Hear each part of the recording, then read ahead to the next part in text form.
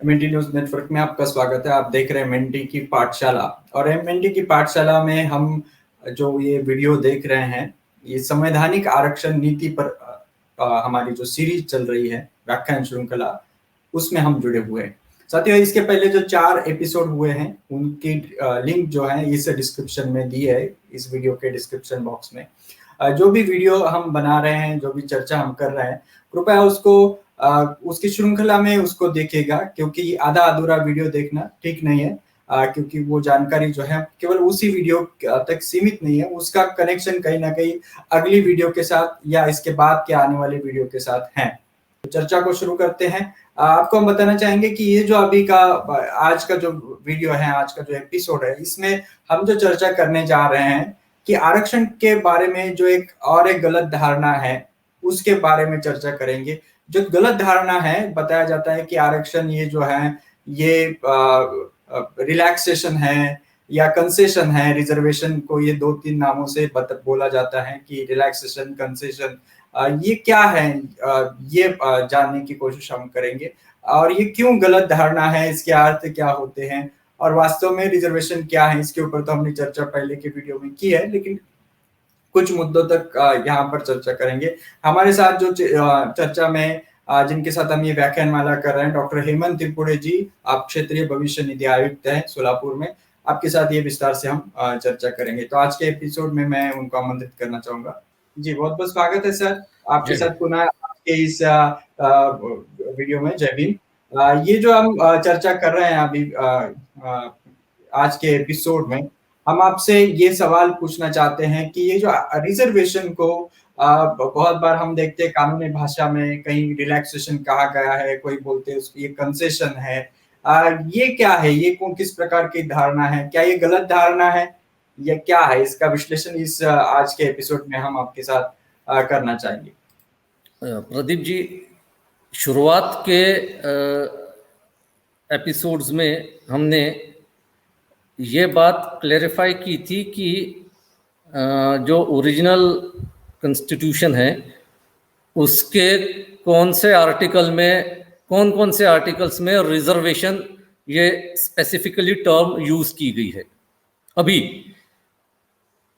आज का जो सब टॉपिक है रिजर्वेशन, रिलैक्सेशन एंड कंसेशन, इसके संदर्भ में मैं ये स्पष्ट करना चाहता हूं कि ओरिजिनल कॉन्स्टिट्यूशन में और अमेंडेड कॉन्स्टिट्यूशन में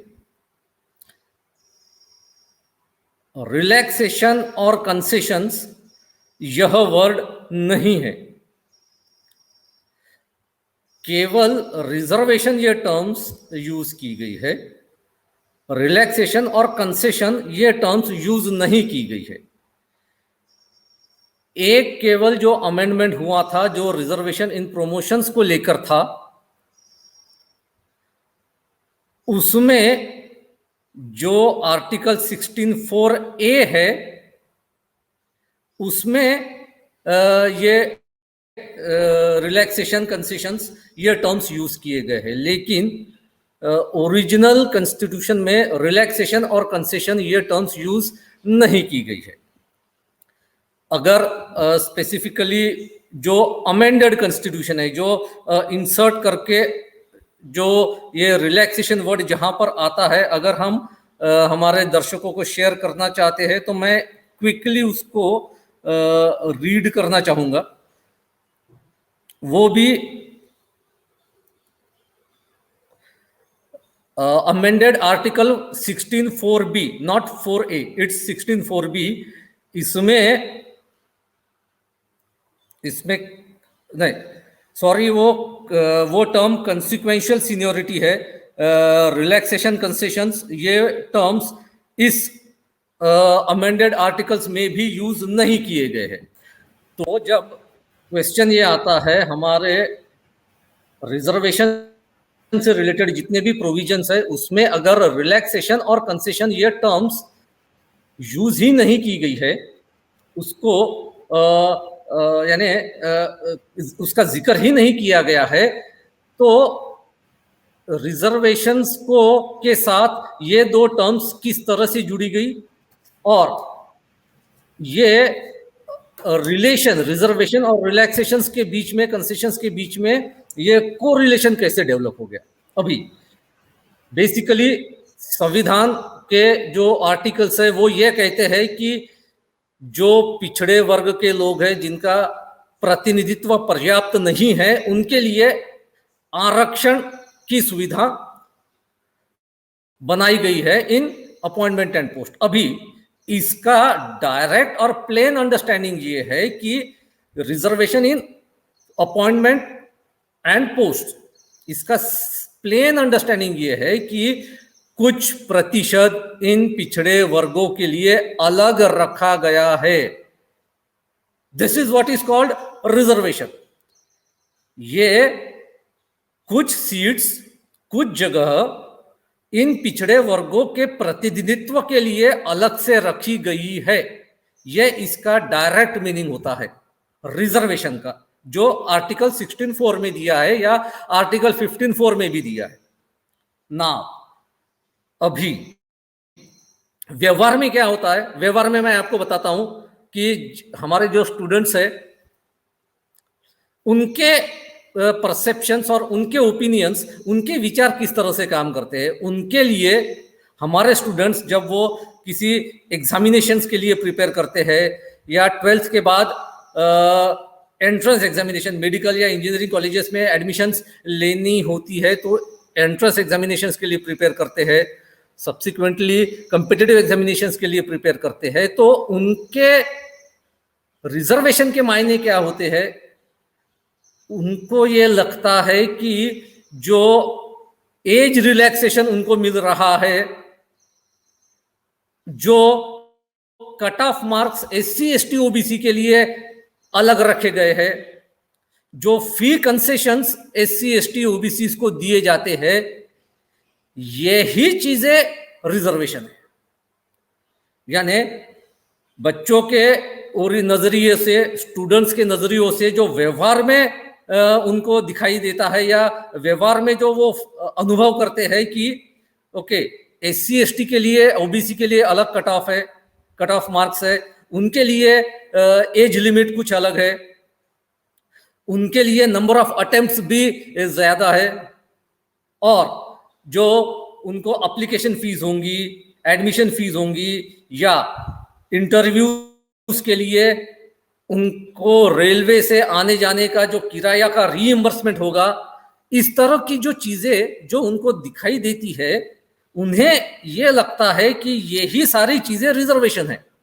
सो अगर आप स्टूडेंट से ये पूछिए कि रिजर्वेशन क्या है, तो वो बहुत सारे स्टूडेंट्स हमें यह जवाब दे सकते हैं कि रिजर्वेशन मतलब एज में रिलैक्सेशन होना, या cut off marks SC ST OBC के लिए कम होना, या अटेम्प्ट्स के नंबर ज्यादा होना, इस तरह के जवाब हमें मिल सकते हैं।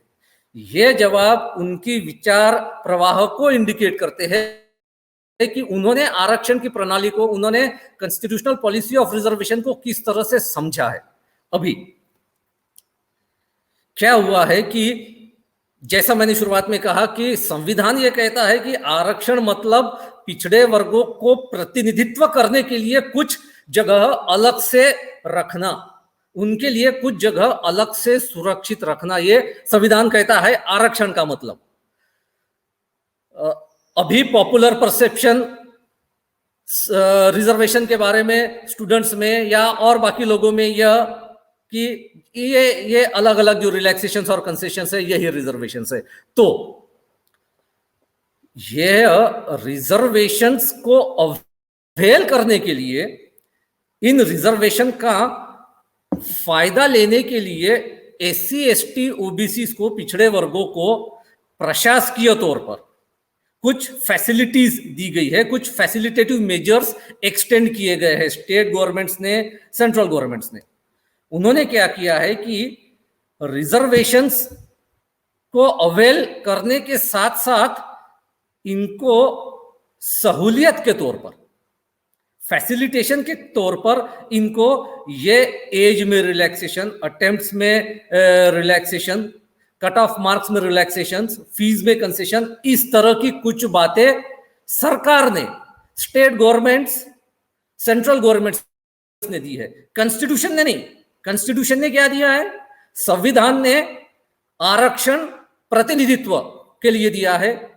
संविधान केवल अपने आप को रोकता है कि इतनी सीटें, इतनी जगह पिछड़े वर्गों को प्रतिनिधित्व करने के लिए सुरक्षित की गई है, बस।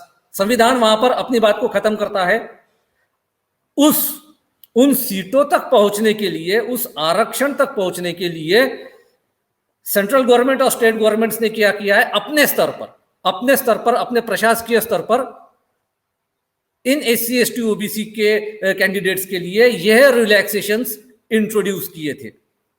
तो यह रिलैक्सेशन, यह एडमिनिस्ट्रेटिव मेजर्स है, यह फैसिलिटेटिव मेजर्स है, यह कॉन्स्टिट्यूशनल प्रोविजंस नहीं है। कॉन्स्टिट्यूशनल प्रोविजन क्या है? कॉन्स्टिट्यूशनल प्रोविजन है आपका 15(4), 16(4), जो यह कहता है कि उच्च शिक्षा, पब्लिक सर्विसेज में इतनी जगह या कुछ जगह सुरक्षित की जाएगी रिजर्वेशन के माध्यम के थ्रू। That's all. अभी जो रिलैक्सेशन है, जो कंसेशन है, व्यवहार में ये चीजें दिखती है, व्यवहार में ये चीजें सबसे ज्यादा नजर में आती है। तो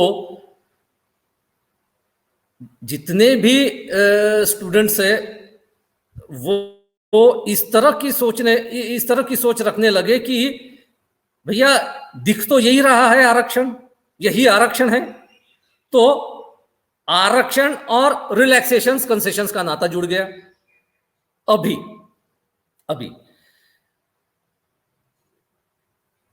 जब इसके यानी आप पर्टिकुलरली कट ऑफ मार्क्स के जो रिलैक्सेशंस है, मैं उस पर फोकस करना चाहूंगा कि कट ऑफ मार्क्स के जो रिलैक्सेशंस है, वो रिलैक्सेशंस के वजह से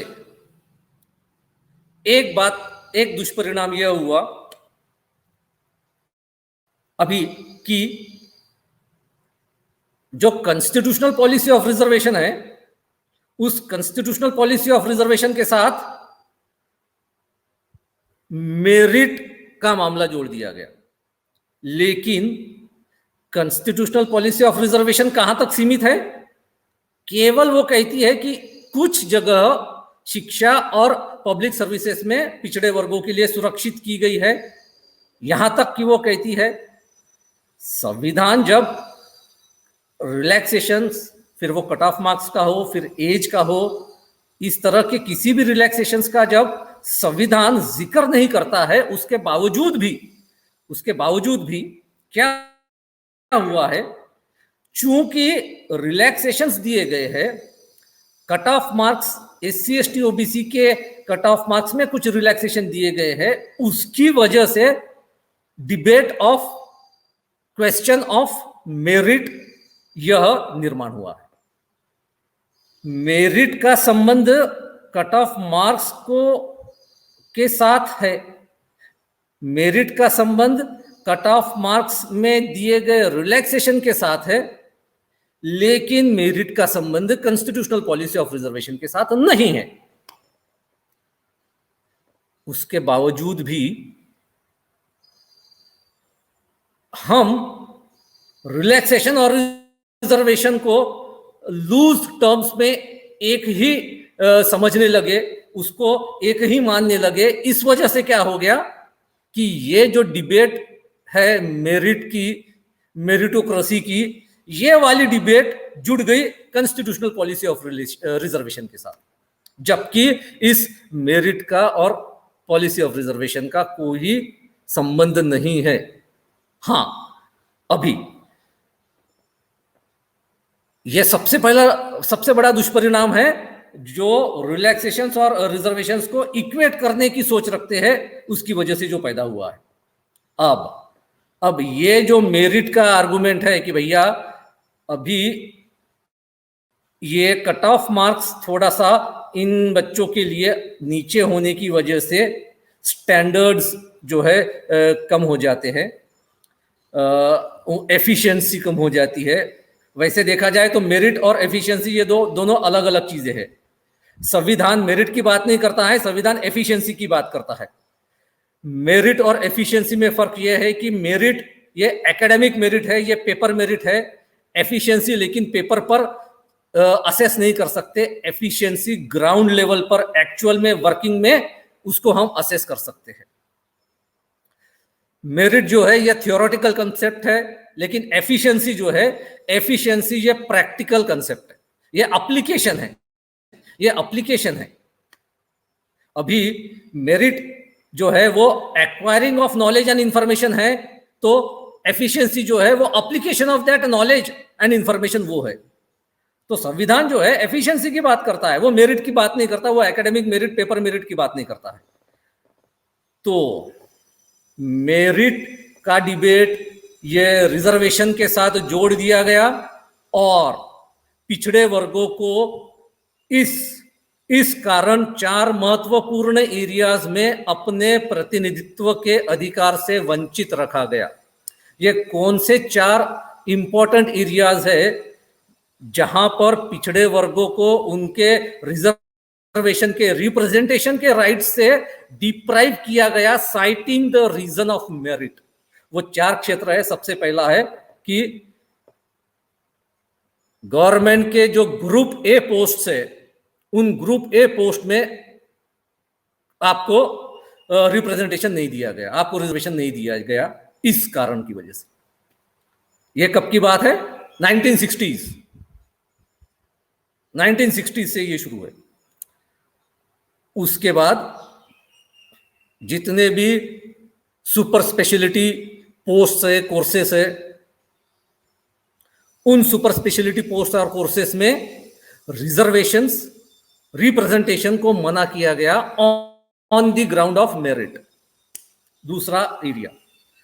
तीसरा एरिया आपका प्राइवेट सेक्टर, कॉर्पोरेट सेक्टर, जो कहते हैं कि भैया हम तो केवल मेरिट देखकर, हम तो केवल काम देखकर, हम तो केवल जो है आउटपुट देखकर लोगों को लेते हैं, जाति देखकर लेते नहीं है, या हम हमारे वर्क एफिशिएंसी में कोई कॉम्प्रोमाइज नहीं करते हैं। इस तरह का जो आर्गुमेंट दिया गया है, यह मेरिट को लेकर आपको इस कॉर्पोरेट सेक्टर, जो कि प्राइवेट सेक्टर जिसको कहता है, मैं इसको कंप्लीटली यानी प्राइवेट सेक्टर मानने से इनकार करता हूं। मेरे लिए ये प्राइवेट सेक्टर नहीं है, ये सेमी पब्लिक सेक्टर है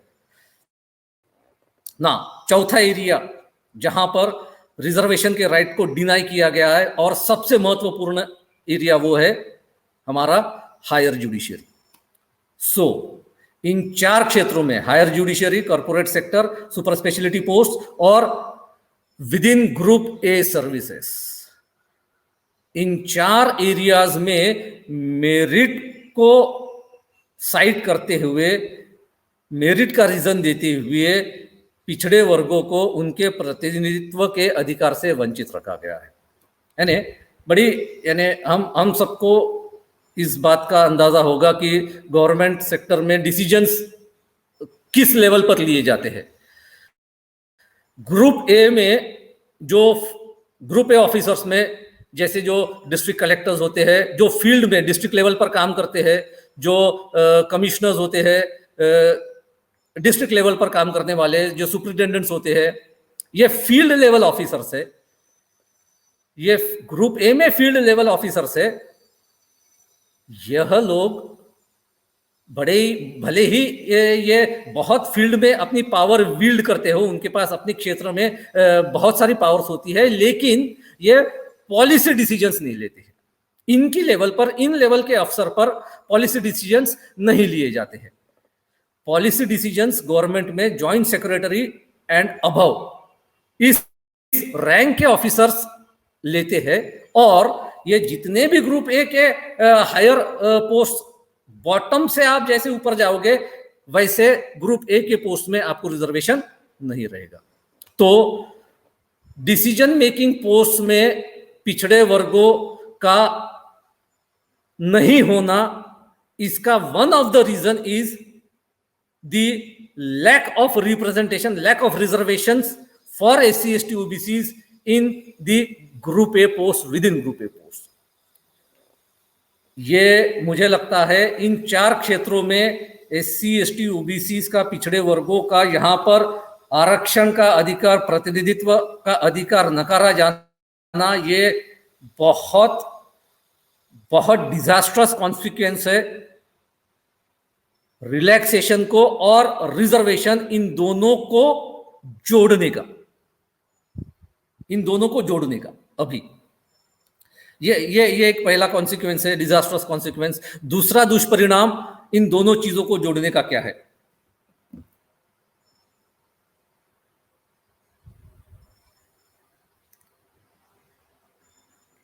एक आप ये देखिए कि बहुत सारे पिछड़े वर्गों के स्टूडेंट्स अभी 12th के बाद, उसके बाद ग्रेजुएशन के बाद अलग अलग तरह के कॉम्पिटिटिव एग्जामिनेशंस देंगे। वो कुछ आपके इंजीनियरिंग के एडमिशन्स के लिए, मेडिकल के एडमिशन्स के लिए, और ग्रेजुएशंस के बाद सिविल सर्विसेज के लिए, स्टेट लेवल हो या यूनियन लेवल हो, या अलग बैंकिंग हो या रेलवेज हो, all sort of competitive examinations. अभी जो स्टूडेंट्स, इनका माइंड बड़ा, स्टूडेंट्स का माइंड जो है, मैं ये सारा डिस्कशंस मोस्टली स्टूडेंट की वे ऑफ थिंकिंग को ध्यान में रखकर इसलिए कर रहा हूं क्योंकि रिजर्वेशन के एप्लीकेशन की शुरुआत ही वहां से होती है और उसके बाद वो पब्लिक सर्विसेज में भी वही एक्सटेंड होती है ना। वो जब पहली बार फॉर्म्स भर रहे हैं, एप्लीकेशन भर रहे हैं, किसी एग्जाम का फॉर्म भर रहे हैं,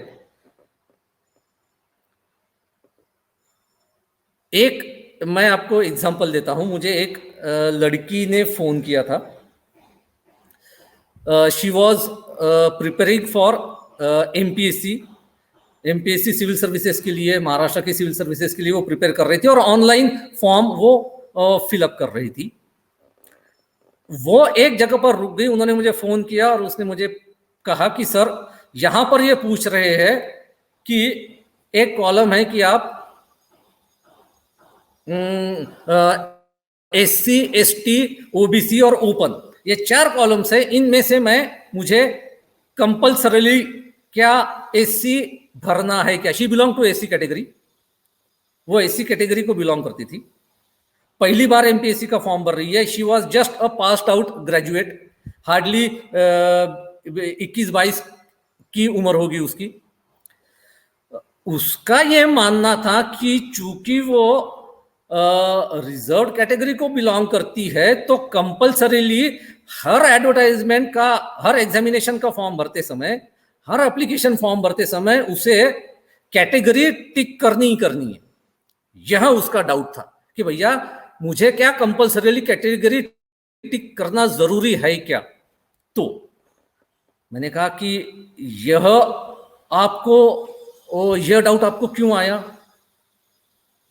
तो उसका जवाब था कि जितने भी हम SC, ST हमारे फ्रेंड्स हैं, वो सारे के सारे फॉर्म भरते समय यही कहते हैं कि एज रिलैक्सेशंस और अटेम्प्ट्स, अगर अटेम्प्ट्स में रिलैक्सेशन चाहिए या कट ऑफ मार्क्स में रिलैक्सेशन चाहिए है तो हमें वो कैटेगरी टिक ही करनी होगी।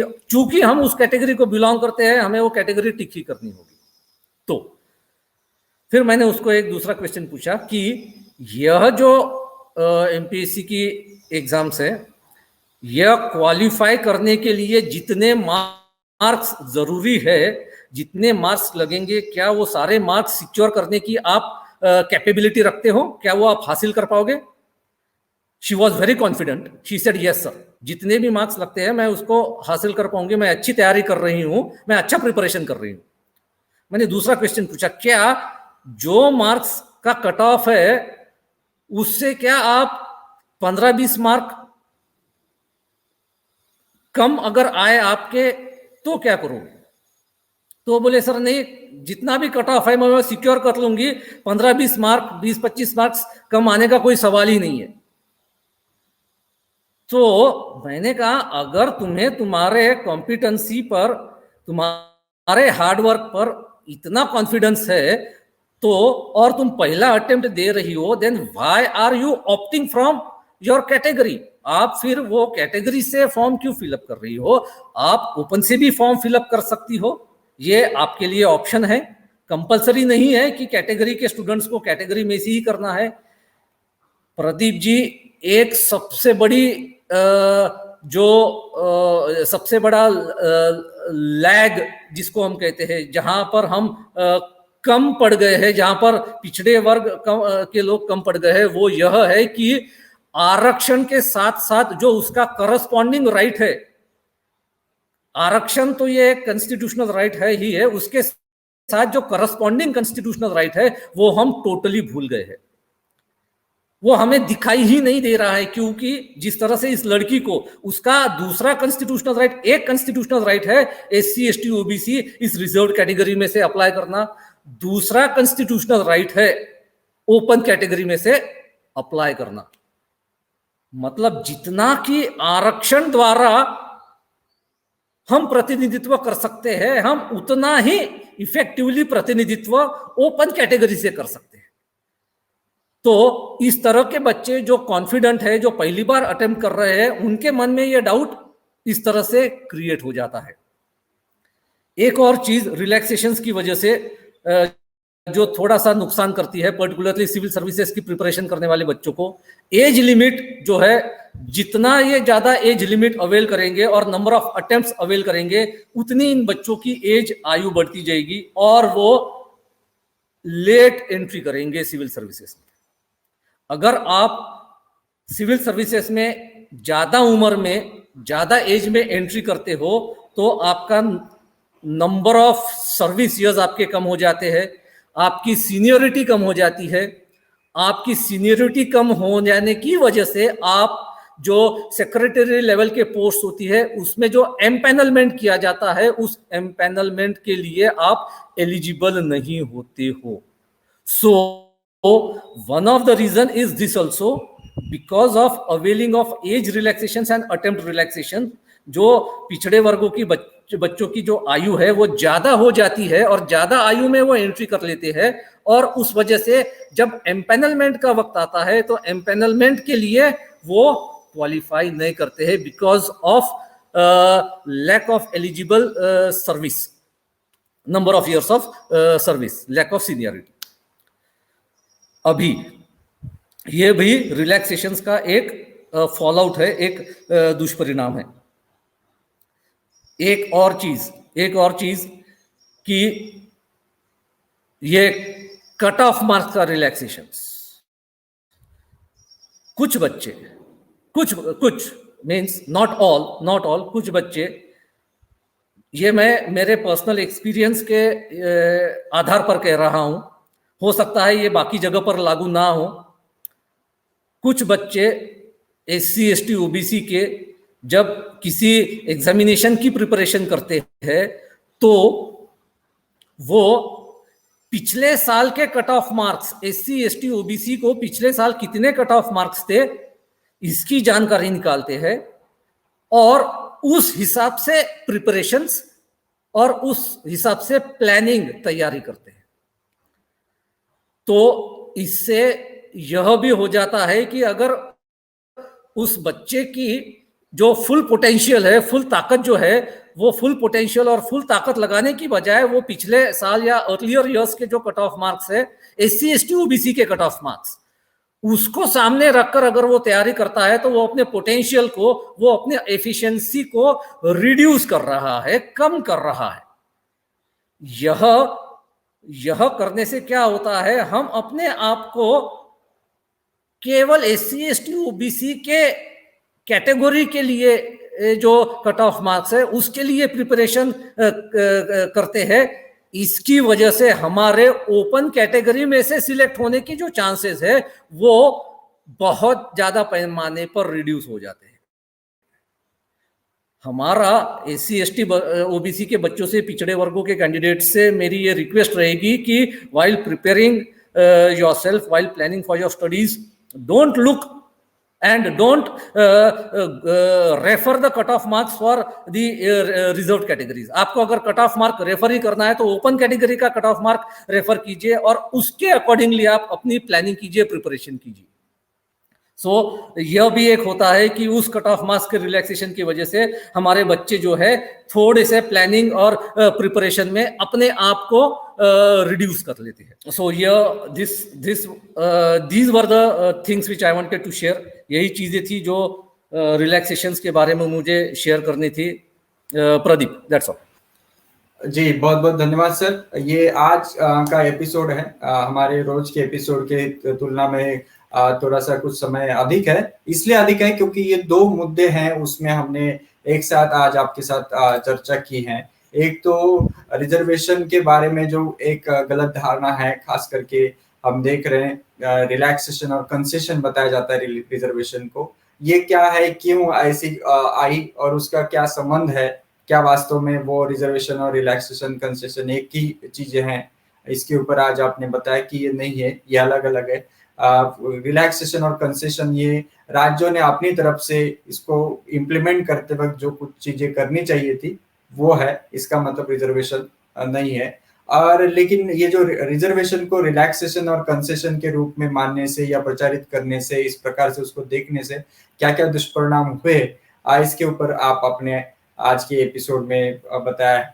मैं पुनः एक बार आपका आभार व्यक्त करता हूं और दर्शकों को ये बताना चाहूंगा कि इसके पहले की जो भी सीरीज है उसके लिंक डिस्क्रिप्शन बॉक्स में है. आपको आज का एपिसोड और इसके पहले के भी जो एपिसोड हैं वो कैसे लगे, कृपया कमेंट बॉक्स में लिखते रहें और वीडियो को लाइक और शेयर जरूर करें. और आपने एमएनटी न्यूज नेटवर्क को यूट्यूब और फेसबुक पर सब्सक्राइब और लाइक फॉलो नहीं किया है तो कृपया सब्सक्राइब लाइक फॉलो कीजिए. पुनः अगले एपिसोड में मिलते हैं. उस एपिसोड में हम चर्चा करने वाले हैं कि और कौन कौन सी धारणा है आरक्षण के बारे में. एक तो आरक्षण के बारे में जो तीसरी गलत धारणा है कि ये आरक्षण केवल 10 साल के लिए था, तो उसके बारे में हम चर्चा करेंगे. और 50% की जो सीमा लगाई गई है सुप्रीम कोर्ट द्वारा आरक्षण पर, वो क्या है, उसके बारे में भी अगले आने वाले एपिसोड में हम चर्चा करेंगे. बहुत बहुत धन्यवाद ये एपिसोड देखने के लिए. पुनः मिलेंगे अगले एपिसोड में. जय भीम, जय मुनासी. Thank you.